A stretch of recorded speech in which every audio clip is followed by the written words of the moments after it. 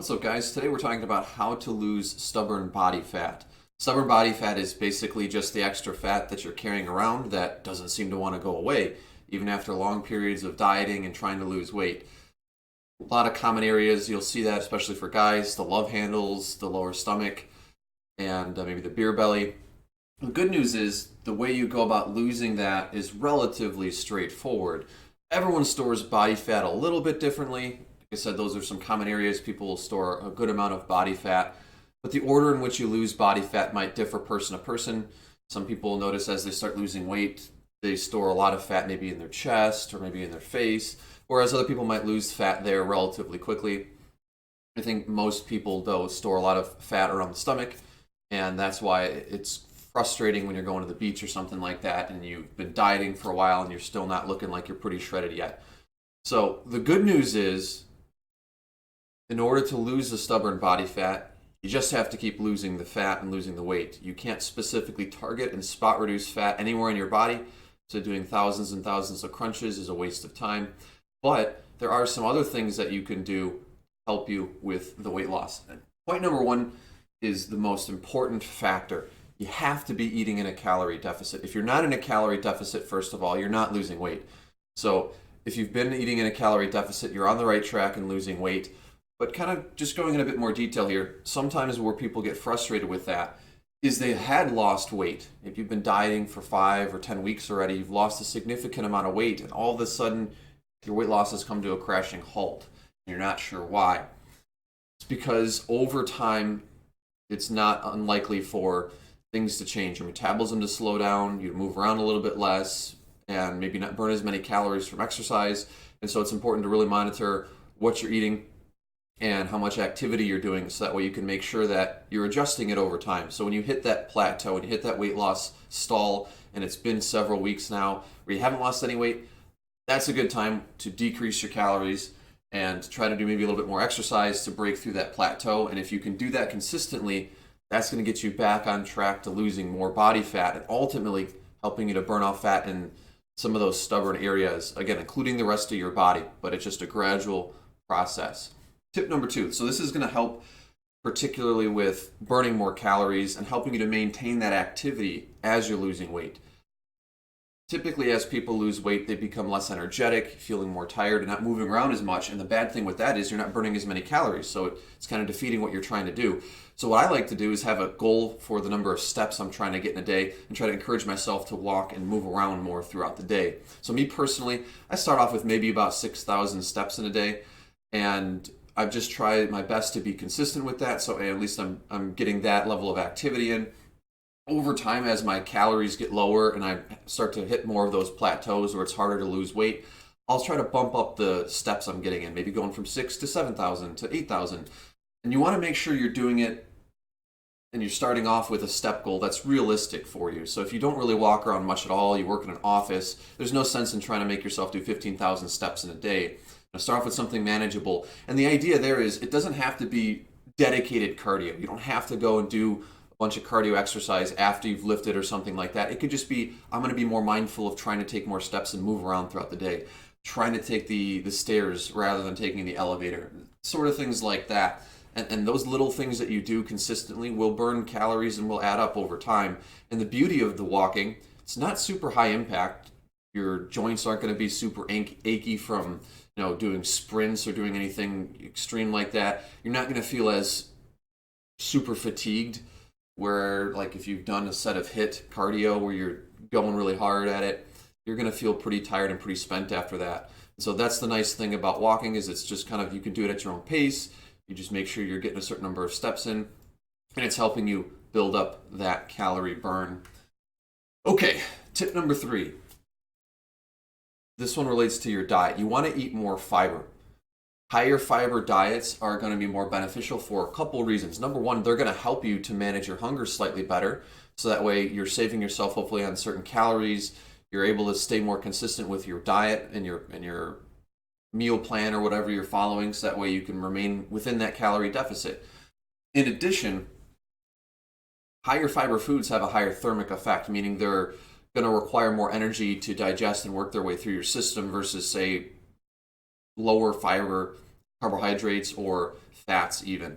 And so having a good source of fiber in your diet is going to be beneficial for you for keeping you regular, helping you to stay on track with your diet by remaining within your calories, by managing your hunger and things of that nature. So higher fiber diets are really, really important and should not be overlooked. And an easy way to do that, I'll list some foods down below in the description that are higher in fiber to help you have some ideas of what foods you can eat. But typically you're looking at things like vegetables and fruits.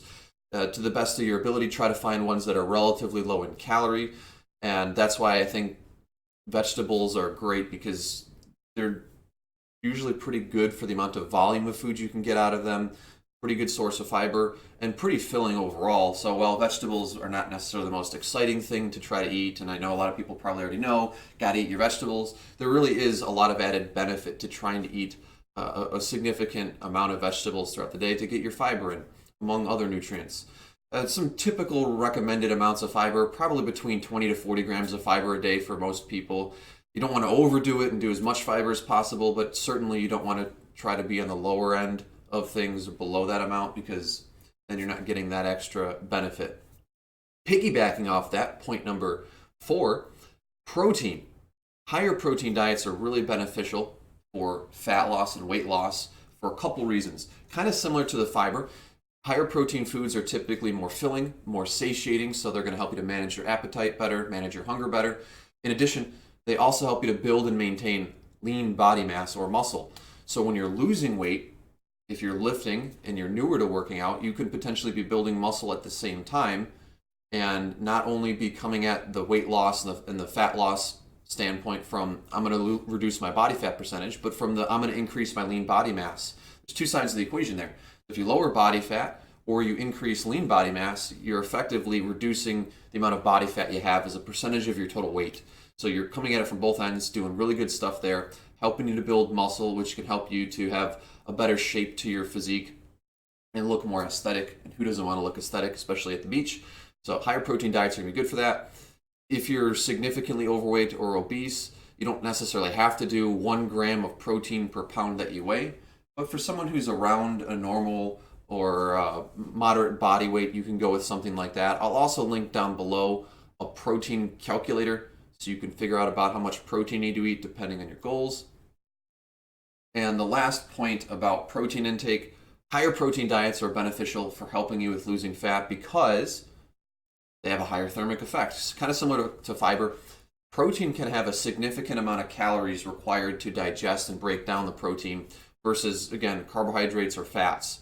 So that's another reason why higher protein diets can be beneficial. They're pretty efficient from that standpoint. And so if you're getting a significant part of your calories from protein, it's effectively helping you to keep your calories in check that much more. Okay, the final tip I have for you, and I think this is another very, very important tip.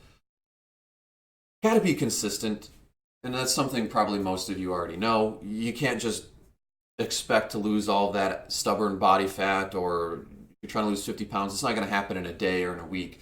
It is a journey that you have to embark on. And if you've got the right mindset and you set yourself up for success by having realistic goals and things of that nature, you're going to probably do a lot better than someone who just is trying to do a quick, dramatic fat loss phase with really extreme things.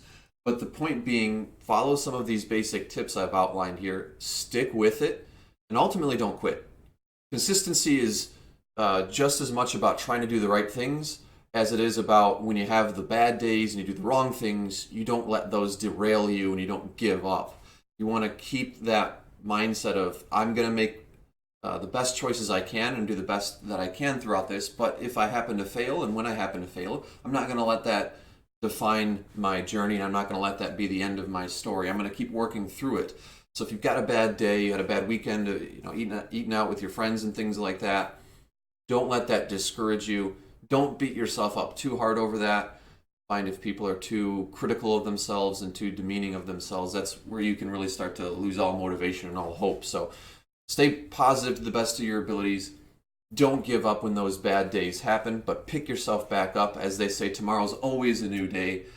And ultimately, that's what you're going to need to do when it comes to losing that stubborn body fat. You just have to keep losing the fat over time. To give you a good analogy of how significant it is to keep on pushing on at that point, if you weigh 250 pounds and you're trying to lose 100 pounds, let's say you lose 2 pounds. That's not super significant in the grand scheme of how much weight you have to lose. It's still progress, but you're not going to see as much of a visual change there from those 2 pounds versus if you've already lost, 40, 50, or 60 pounds, and now let's say you weigh 180 pounds. Now, when you lose those 2 pounds, you're seeing much more dramatic and much more significant of a change because you've got less fat overall, and that those pounds of fat that you lost are a much greater percentage of your total body weight. So it really does accumulate over time, and you really do start to notice the changes that much more the farther you get with it. And so that's why if you're consistent and you keep pushing through, you'll get to that point where every single pound you start losing really starts to make that much more of a difference. And in particular, if you don't have a lot of body fat in other places of your body, but you're carrying a good portion in, say, your love handles or something like that, if you keep pushing through and you keep fighting for that weight loss, every additional pound you lose is going to be that much more significant with what you see and how you look. So hope this video was helpful for you. I wanted to give some tips here because this is a common question I get, and set the record straight. So hope this was helpful. I appreciate you tuning in and watching. Have a good day, everyone, and good luck with your fat loss. Let's make it happen.